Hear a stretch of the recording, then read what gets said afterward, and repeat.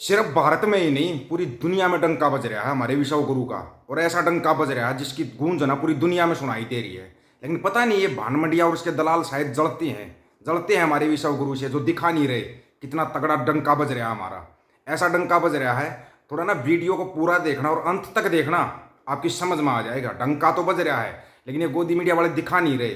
हकीकत में जो डंका बज रहा है ना, वो दिखाना चाहिए इनको, तभी तो लोगों को पता लगेगा हम विश्व गुरु बन गए हैं। नहीं तो पता कैसे चलेगा हम विश्व गुरु हैं।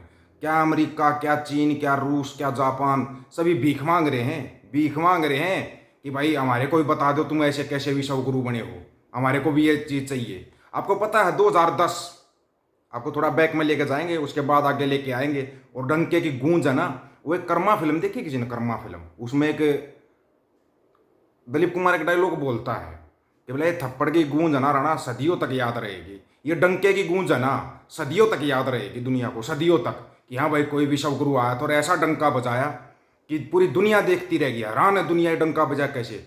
2010 में दुनिया की प्रमुख शक्तियों के बारे में बताने वाली इस रिपोर्ट में भारत को अमेरिका और चीन के बाद तीसरा सबसे शक्तिशाली देश माना गया था। कब? 2010 में। 2010 में हम तीसरे सबसे शक्तिशाली देश थे, लेकिन हमारे से ऊपर कौन था? अमेरिका और चीन। लेकिन हम भाई विश्व गुरु बनना है तो तीसरे नंबर पे थोड़ी ना रहेंगे, पहले नंबर पर आना हमारे को। तो सबसे पहले तो हमने जनसंख्या के मामले में पीछे छोड़ दिया चीन को। वो कैसे पहले नंबर पर रहेगा? पहले नंबर पर हम रहेंगे, 150 करोड़ की आबादी लेके बैठ गए हम, चीन को पीछे छोड़ दिया। अभी उनको और पीछे छोड़ना था।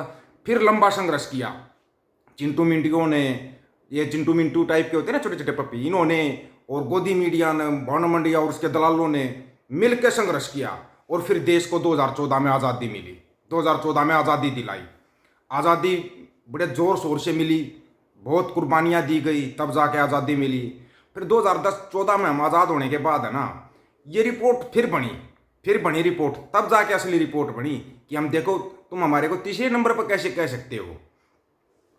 अब सुनना थोड़ा इस रिपोर्ट के बारे में सुनना, और फिर है ना वो वीडियो दिखाते हैं जो डंका बज रहा है या फूट रहा है, कुछ समझ में नहीं आ रहा, आपकी समझ में आ जाएगा।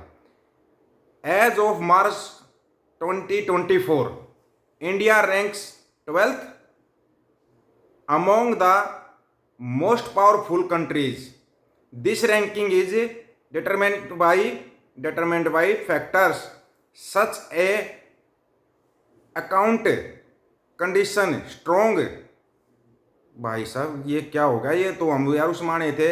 And military strength in teams of GDP, India holds the fourth position globally, following behind the US, China and Germany.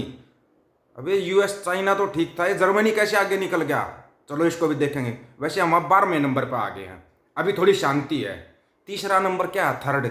Third number बोलने में भी थोड़ा बुरा लगता है ना, इसलिए हमने क्या किया, हम तीसरे नंबर पर से सीधे छलांग लगाई, हमने 12वें नंबर पर पहुंच गए। वैसे हंगर इंडेक्स में भी हम अच्छे हैं, और ये मीडिया के मामले में तो हम 163वां नंबर बताया। 165 देशों में 163वां। वो दो इसे गिरे हुए कौन सी मंडियों के दलाल हैं भाई, जो हमारे से नीचे बैठे हैं, नहीं रहने देंगे। हम फर्स्ट आएंगे, गिनती पीछे से शुरू कर देंगे, हम 165 नंबर से शुरू कर देंगे, हम फर्स्ट आएंगे, गिनती पीछे से शुरू कर देंगे, है ना।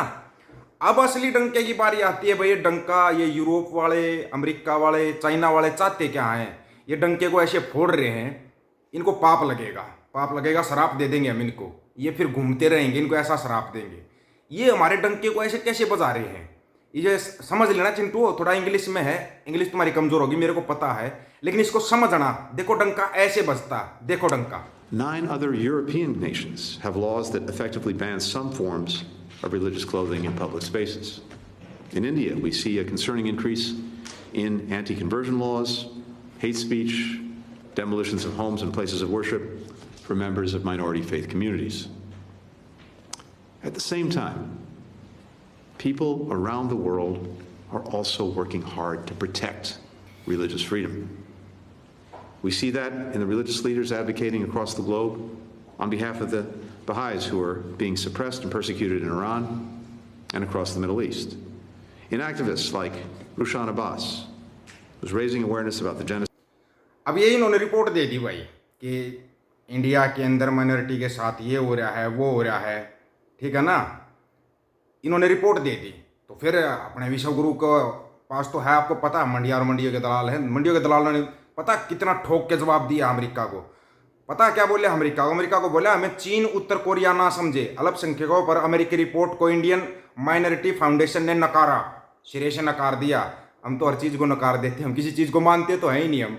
यही तो खासियत है हमारी, तभी तो हम आगे बढ़ते जा रहे हैं। 3 पर से 12 पे पहुंच गए ना हम, और 163वां नंबर है, उन 2 को भी हम ऊपर भेज देंगे। चलो तुम ऊपर, हमारे की जरूरत नहीं है।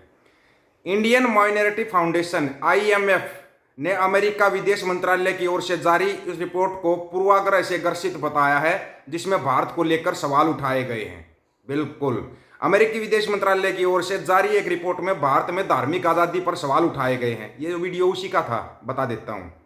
यहां तक कहा गया था कि अल्पसंख्यकों को निशाना बनाया जा रहा है, जबरन उनके घरों और पूजा स्थलों को तोड़ा जा रहा है। इंडियन माइनॉरिटी फाउंडेशन IMF ने इस पर करारा जवाब दिया है। फाउंडेशन, ये तो भाई करारे तभी आगे जवाब निकल गया, दिखा ही निका तो, ठीक है ना। फाउंडेशन ने इस रिपोर्ट को बेतुका और पूर्वाग्रह से ग्रसित बताया है। यहां तक कहा कि भारत एक लोकतांत्रिक देश है, बिल्कुल है। इसे चीन उत्तर कोरिया ना समझे। यहाँ कई धर्मों और समुदाय के लोग रहते हैं, सब एक साथ और खुशी खुशी रहते हैं। नहीं, किसी और की रिपोर्ट होगी ये गलत है भाई। एक साथ और खुशी खुशी रहते हैं, ये थोड़ा हजम होने वाली बात तो नहीं है भाई। जो IMF की रिपोर्ट है, कौन से खुशी खुशी रहते हैं? इस खुशी खुशी में रहते हैं क्या?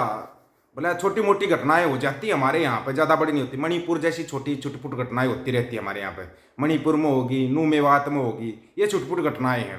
लेकिन जो बड़ी घटनाएं होती है ना, हम उन पर तुरंत एक्शन ले लेते हैं। जैसे अजनाला के अंदर हुई, इतनी बड़ी घटना हुई कि उसी टाइम पे एक्शन ले दिया। उसी टाइम पे एक्शन लिया ना। क्या हरियाणा में जाट आरक्षण आंदोलन के दौरान हुई, वो बड़ी घटना थी, कुछ भी हो सकता था, उस पर एक्शन लिया ना। मतलब डायरेक्ट सीधा उड़ा दे भाई, कोई ज़रूरत नहीं इनकी, क्योंकि वोट बैंक तो था ही हमारे पास। दूसरे देश से लाएंगे, उनको बिल्कुल मान पत्र देंगे, सब कुछ देंगे, आ जाओ भाई तुम हमारा वोट बैंक। हम तो ये कर लेते हैं। ये IMF ऐसे थोड़ी ना मानते हैं। क्या अमेरिका की औकात भी क्या है ये बताओ? अमेरिका कर क्या सकता है विश्व गुरु के सामने? विश्व गुरु के बगैर काम नहीं चलता। किसी 2 देशों का युद्ध हो जाता, रुकवाने के लिए विश्व गुरु चाहिए। फिर तो याद आएगा ना विश्व गुरु, युद्ध रुकवाने के लिए तो बुलाना पड़ेगा। लेकिन मणिपुर वाला क्यों नहीं रुकवा पाए? ये थोड़ी गड़बड़ होगी भाई। कोई बात नहीं, मणिपुर का रुकवा देते। रूस यूक्रेन का युद्ध रुकवाने में बिजी थे वहाँ पे, नहीं तो इसको भी रुकवा देते। नहीं तो आप देखो, अजनाला की घटना में तुरंत एक्शन नहीं ले दिया हो तो बताओ। लेकिन मेवात नू में थाना जला दिया था। कोई बात नहीं है, छोटी मोटी घटना थी, वो होगी, थाना ही तो जलाया है ना। लेकिन वहाँ देखो, थाने का घेराव कर लिया था। घेराव बहुत बड़ी चीज़ होती है। जैसे अभी ये नीट की परीक्षा वालों ने संसद का घेराव करने की कोशिश की थी, दे दिया ना इनाम उसी टाइम पर। दे मटामट जो किसानों के साथ किया था वो इन्हीं के साथ कर दिया। लेकिन एकता मत करना, अपनी एकता मत करना। बाकी तुम अलग अलग होकर पिटते रहो, चलते रहो। हम विश्व गुरु बन चुके हैं, हम विश्व गुरु हैं। अमेरिका, चाइना, रूस, जापान सब हमारे से भीख मांगने आते हैं, हमारे से टेक्निक सीखने के लिए आते हैं। बड़े बड़े युद्धों को हम कैसे रोक देते हैं, वो टेक्निक सीखने के लिए आते हैं हमारे से। आपको पता होना चाहिए। ये विश्व गुरु का डंका बज रहा है, पता नहीं ये डंके को फोड़ क्यों देते हैं अमेरिका वाले। थोड़ा सा डंका, क्या डंकी सी बजती है और डंके को धड़ाम फोड़ देते हैं। इस बारे में आप लोगों को क्या राय है भाई? जो ये विश्व गुरु का डंका कभी बज रहा है, कभी फूट रहा है, समझ में नहीं आ रहा थोड़ा सा, लेकिन बज तो रहा है, कुछ तो बज रहा है। डंका नहीं तो चाहे विश्व गुरु बज रहा हो, बज जरूर रहा है कुछ ना कुछ विश्व में। अपनी राय रखना, आपकी राय का इंतजार रहेगा। सभी साथियों को राम राम, नमस्कार, आदाब, सत श्री अकाल। वीडियो को ज़्यादा से ज़्यादा शेयर, चैनल को सब्सक्राइब और बेल आइकन को जरूर दबाना दोस्तों। ऑफिशियल दीपक फौजी यूट्यूब चैनल, बात हक और सच की करेंगे। हक सच की बात हम करेंगे। वीडियो को शेयर करने की जिम्मेवारी आप लोगों की। गज के आखो, वाहेगुरु जी का खालसा, वाहेगुरु जी की फतेह।